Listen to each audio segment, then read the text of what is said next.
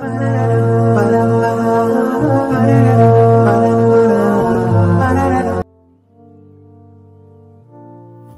நம்ம சிம்பிளான மோர் குழம்பு எப்படி செய்கிறதுன்னு பார்க்கலாம் வாங்க.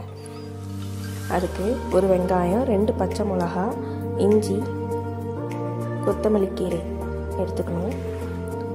அப்புறம் அது பொடிசாக கட் பண்ணி வச்சுக்கோங்க.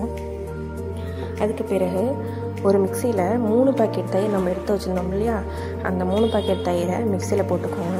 ஏன்னா இது வந்து கட்டி இல்லாமல் இருக்கணும், அதுக்காக 3 பாக்கெட் தயிரை வந்து மிக்சியில் போட்டு அதை கிரைண்ட் பண்ணிக்கோங்க.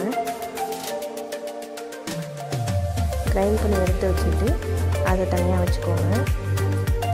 ஒரு பேனில் எண்ணெய் கொஞ்சம் ஊற்றிக்கோங்க. 1 ஸ்பூன் கடுகு போட்டுக்கோங்க.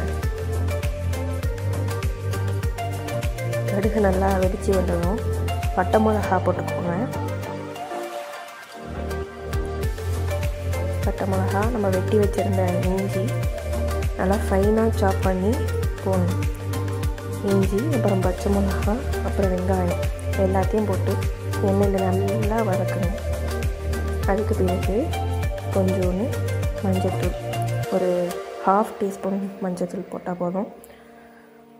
அதுக்கு பிறகு கருவேப்பிலை ஒரு கொத்து, அப்புறம் நம்ம அரைச்சி வச்சுருந்த இந்த தயிரை இதோட சேர்த்துக்கலாம். நல்லா மிக்ஸ் பண்ணி விட்டுட்டு 1 கிளாஸ் வாட்டர் அதில் ஆட் பண்ணிக்கோங்க. நம்ம அதை ஆட் பண்ணோன்னே நம்ம அடுப்பை ஆஃப் பண்ணிடணும், இல்லைன்னா அந்த தயிர் தெரிஞ்ச மாதிரி ஆகிடும். அதுக்கு பிறகு கொஞ்சம் நம்ம தேவைக்கேற்ப கொஞ்சம் உப்பு போட்டுட்டு அப்புறம் மல்லிக்கீரை இலை போட்டுட்டா நம்மளோட மோர் குழம்பு ரெடி.